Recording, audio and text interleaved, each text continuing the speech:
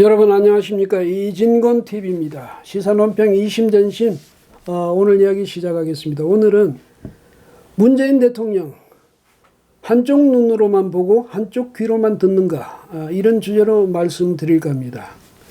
문재인 대통령이 7일 청와대에서 수석 및 보좌관 회의를 주재하면서요.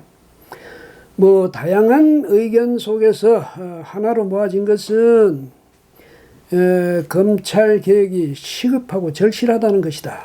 이렇게 말했습니다. 그러니까 최근에 광화문 집회 또 서초동 촛불 집회 이걸 두고 한 얘기인데요. 이게 대통령이 양측의 이 의견을 또 양측의 목소리를 골고루 듣고 지금 하는 얘기가 아니고 한쪽 이야기만 들었다는 거죠. 한쪽 구호만 들었다는 겁니다. 왜? 광화문 집회에서는 검찰 개혁이나 검찰의 정치적 중립이나 이런 이야기가 안 나왔거든요. 거기서는 간단합니다. 대통령이 조국 장관을 잘못 임명했다. 조국 장관은 전혀 자질이나 자격이 안 된다. 그러니까 사퇴시키라 이거였습니다. 대통령이 선택을 잘못했으니까 대통령이 이를 취소하든지 사퇴시키든지 하라. 요구가 그거였습니다.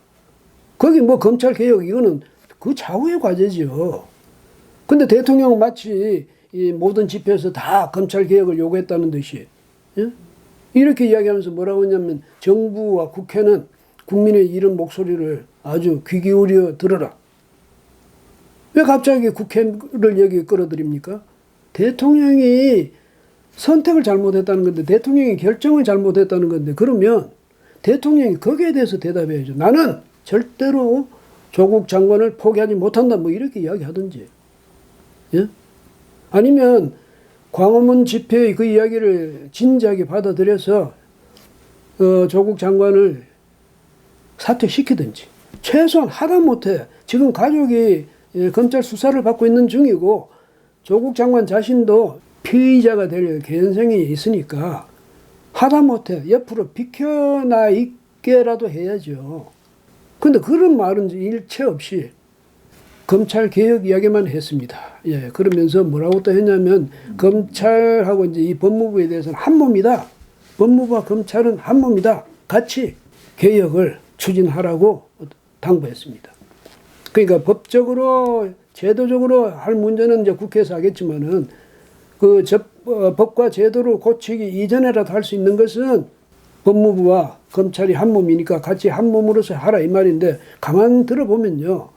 검찰이 법무부 산하기관이다. 이걸 강조하는 거죠. 그러니까 한 몸이니까 조국 장관이 지시를 하고 지휘를 하면 윤 총장은 또 검찰은 그 지휘를 잘 따르라는 그 말이죠. 그러니까 지금까지도 대통령은 오직 조국입니다. 조국을 지원하면서 윤 총장은 상대적으로 어떻게 됩니까? 궁지로 몰리는 것 아니겠습니까? 그런데 윤 총장이 지금 조국 장관의 가족을 수사하고 있지 않습니까? 이 수사가 제대로 될 것 같습니까, 여러분? 대통령이 저렇게 뒤에서 조국 장관을 지원하고 있고 지지하고 있는데. 그래서 이런 문제에서 보면 대통령이 지금 이 상황에서 또 이런 말을, 그러니까 또 조국 장관을 돕는, 지원하는 이런 말을 꼭 이렇게 하고 싶을까? 이런 생각이 듭니다. 그러면서도 또 대통령 뭐라고 하냐면 정치적 사안에 대해서 국민의 의견이 나뉘는 것은 이건 문제될 거 없다. 그것이 국론 분열이라고 보지는 않는다. 이렇게 이야기하고 또 대의 정치의 일을 보완하는 게 직접 민주주의 아니겠느냐. 그러니까 지금 민심, 민의를 정치권이 그걸 수용 못하고 이렇게 하면 밖에 나와서 이야기할 수도 있는 거지. 그런 점에서 이것도 직접 민주주의적인 행위 이것도 긍정적으로 볼 수가 있다. 그러면서 또 국민들한테 거기 그런 의견을 내준 그런 모습을 보여준 직접 민주주의를 실현해 보인 그 사람들에서 감사의 뜻을 또 표했어요. 그렇게 했으면 양쪽에 대해서 다 진지하게 대답을 해주든지 해야죠. 근데 한쪽에 대해서만 말했어요. 맞아. 검찰개혁 그게 중요한 거야. 그 다른 한쪽은 아예 못 들은 척 해버렸단 말이죠. 이게 정말 대통령이 이래도 되는 건지 그 점이 참 의아스럽고 궁금하고 그렇습니다. 그리고 또 뭐라고 대통령이 이야기했냐면 많은 국민들께서 의견을 표현하셨고 또 온 사회가 경청하는 시간도 가졌으니까 절차 따라서 일이 해결되도록 지혜를 보태달라 이렇게 당부를 했습니다. 이게 무슨 얘기입니까? 이제 뭐 다들 할 만큼 말 다 했지 않냐? 그다음 들을 만큼 다 들었지 않냐? 그러니까 이제는 절차 따라서 하자. 국회는 빨리 검찰 개혁, 뭐 사법 개혁 이런 과제를 빨리 입법화를 해결하고 그다음에 국민들은 그냥 지켜보자. 조국 장관은 그 말은 전혀 안 했어요. 조국 장관은 끝까지 지키겠다는 거죠. 그런데요, 7일 여론조사기관 리얼미터가 보니까 YTN 의뢰로 조사를 했는데 뭘 조사했냐면 광화문 조국 장관 사퇴 집회 여기에 공감한다는 그 공감률하고 또 서초동 촛불 집회에서 하는 조국 수호 여기 공감률 이걸 하고 이제 조사를 해봤더니 광화문 쪽이 높더랍니다. 예. 그런데 어쨌든 국민의 민심이 광화문 집회에 더 쏠리고 있다. 뭐 같더라도 마찬가지. 대통령 누구 의견을 들어야 됩니까? 자신을 지지하지 않는 사람들 목소리를 더 무겁게 받아들여야 되는 거죠. 조국 장관 이분이 말이죠. 자신의 그 SNS 프로필 사진으로 서초동 집회 그 광경을 잠시지만 올렸다는 것 아닙니까? 봐! 내 뒤에 이런 사람이 이만큼 사람이 많아. 조국 수호하겠다는 사람 아니야. 이거 과시하는 거 아니겠습니까? 그 숫자로 이기겠다는 거죠. 절대로 물러설 수 없다는 거죠. 이게 참 이 사람이 이래서 되겠습니까 여러분?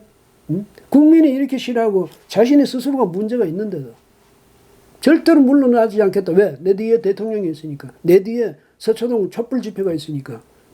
이게 민주국가 맞습니까? 성숙된 민주국가, 민주사회, 민주시민의 모습이 이렇습니까? 예.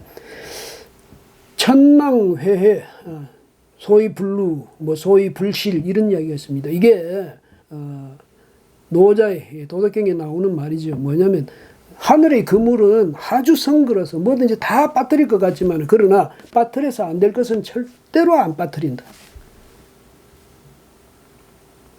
민심은요. 또 민의라는 것은 정권에 대해서 힘이 약할 수밖에 없습니다. 왜? 정권은 실제로 힘을 갖고 있고 민의, 민심 이것은 정권 측이 중히 여겨줄 때만 그 영향력이 생기는 겁니다. 그래서 지금은 대통령이 이기죠. 대통령이 힘이 있으니까. 광화문 집회 그 목소리 무시할 수 있습니다. 그런데 민의는 언젠가는 책임을 추궁하게 됩니다. 그러니까 민심을 중히 여기십시오. 국민의 목소리에 진지하게 귀를 기울이십시오. 그럴 때만 문재인 정권 실패를 면할 수가 있습니다. 오늘은 여기까지 말씀드리겠습니다. 고맙습니다.